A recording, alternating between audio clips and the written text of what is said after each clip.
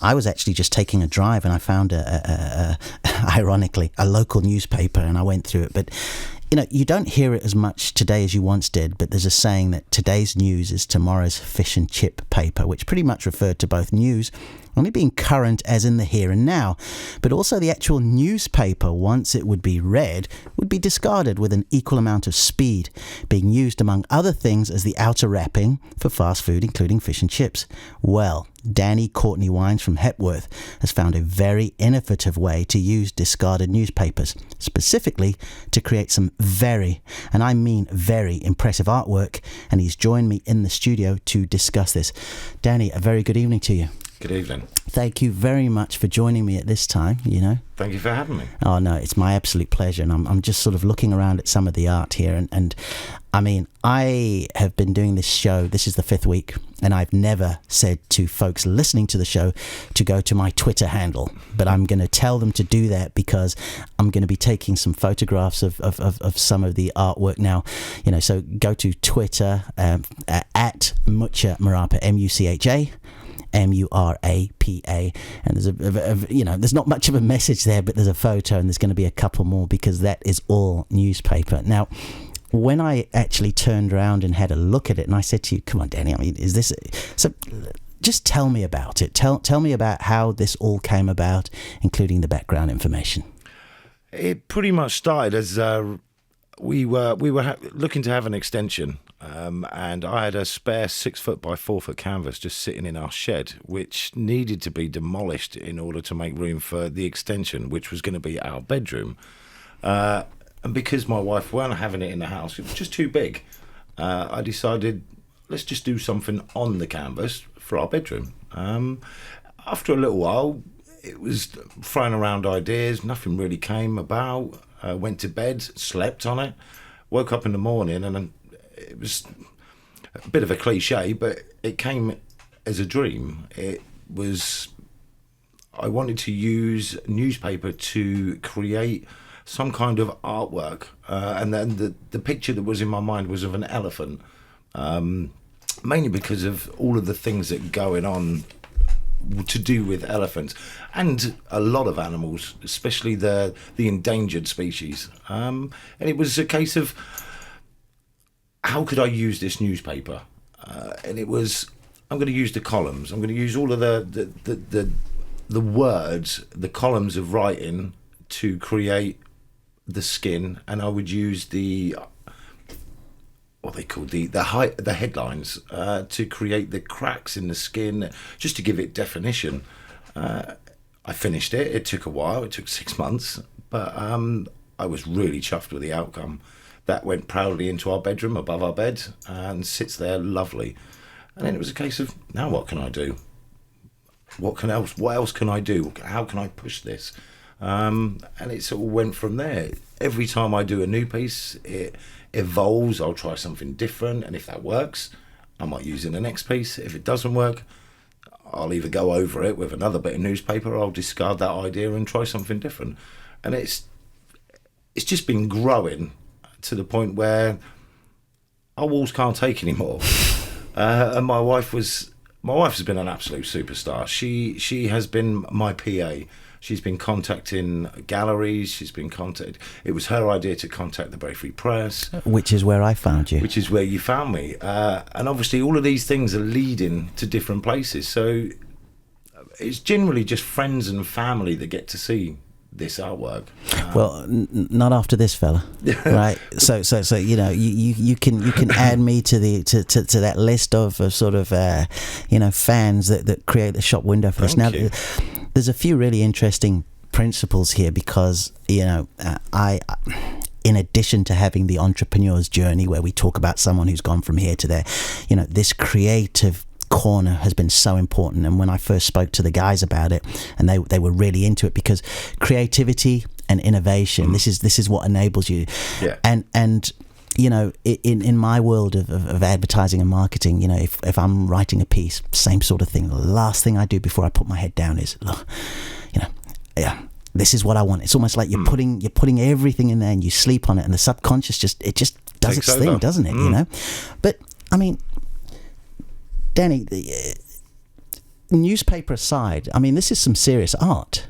So what was the significance of you wanting to do this with newspaper?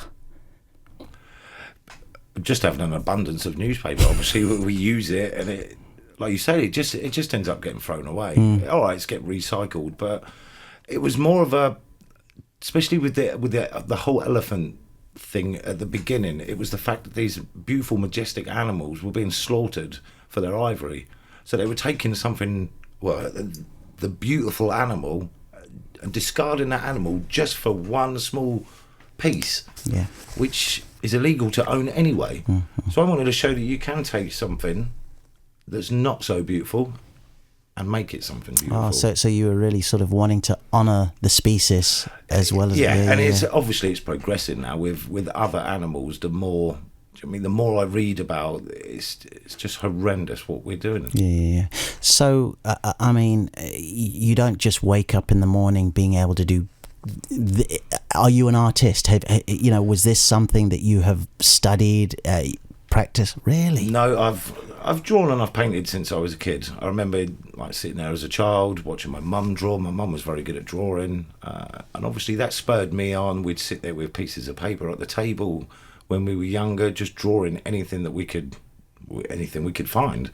And obviously over years I've got a bit better, but never really done anything with it. It was all, I did the odd picture for a friend. I've done a couple of commissions, but most of the work I do just stays at home, or I give it away. Used to give it to friends and family members. But like I say, my wife's been superb. She's the one that's spurring this all on. She's the one that's making contact. And it's my confidence is growing. Yeah, I can imagine, especially when people contact you, and because it's one thing I know about art, it's highly individual. Some people will fancy it, some people and that's absolutely fine. Yeah. But what I also love here is the story behind the art. The fact that and the reasons you've done it. Now, you said it takes a while to do. Is that the work itself, or is that because you have a job? I work full time as a kitchen and bathroom fitter. Have done for probably the last 2-3 years for S. Richards Kitchens and Bathrooms. I'm also a full time foster carer. I have been for 12 years. Me and my wife. We currently have a 15-year-old and a 7-year-old, which obviously takes a lot of our time. But again, my wife does a lot of the running around. She's just a godsend. She's the one that allows me the time to get my exhibition pieces ready, to tinker, to do whatever it is I need to do. And I know it's hard on her, I really do. And I'm so grateful.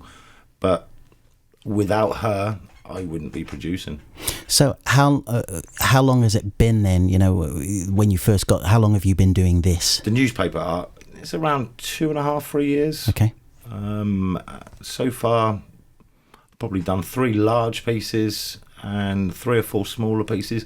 But the last 3 months has really taken off. Because obviously being accepted or having been invited to do an exhibition, but having to do the work and then have the work accepted.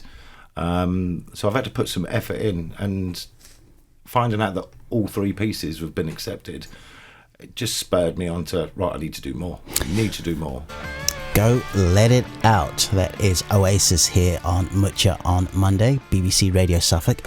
And I have Danny here in the studio with me, and I've just been really fanboying out with a lot of the artwork here. So there are a couple of other pieces that we had a photo taken. I've just tweeted them out to the world, Danny. But so tell me about this one here. Then that one's called Armoured.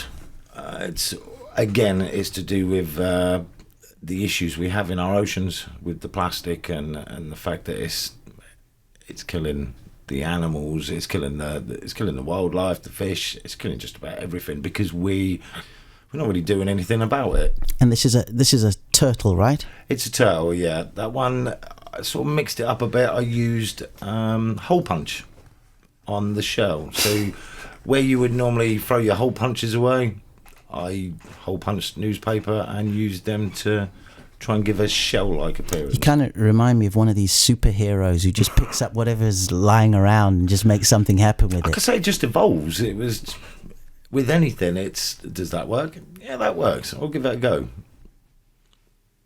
Fantastic. I'm just taking a few pics. And then we've got this lion.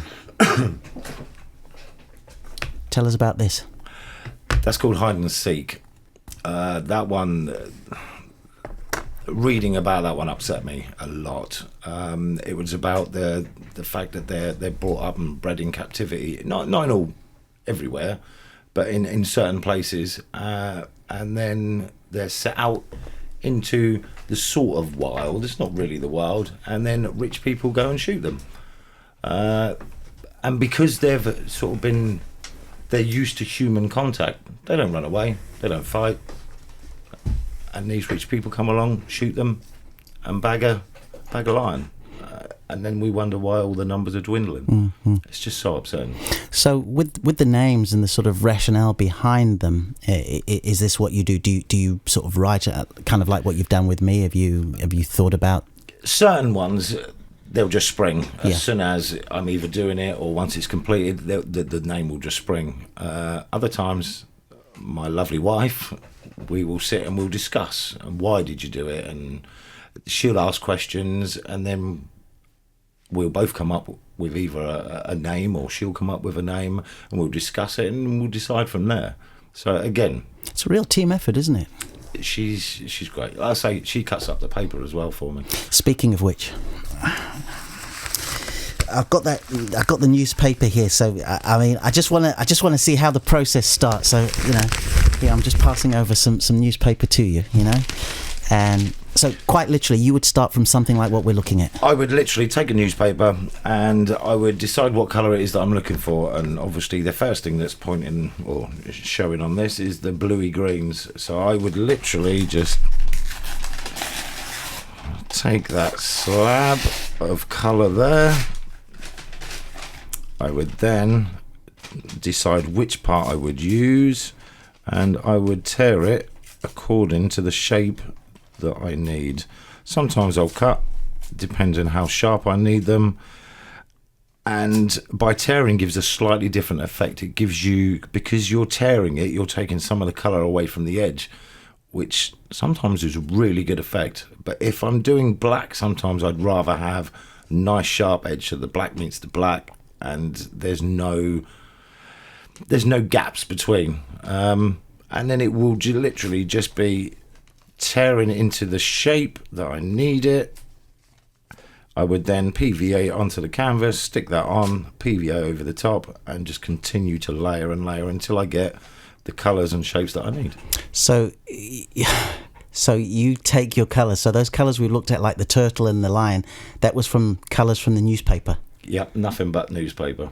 Oh, wow, that's impressive. Any plans to teach this stuff? I've got a website which has only been up and running probably a couple of weeks. Okay. And on there I've put workshops. Mm-hmm. I think it's something that would be good to teach. Yeah. It can take you away from normal everyday stuff. Oh, I can lose 2 or 3 hours, and then my wife's like, right, come on, we need the table, we've got to get ready for dinner. It's like, okay then, scoop it all up, chuck it to one side, and then move on. But it's nice to see something evolve, especially from a bit of rubbish.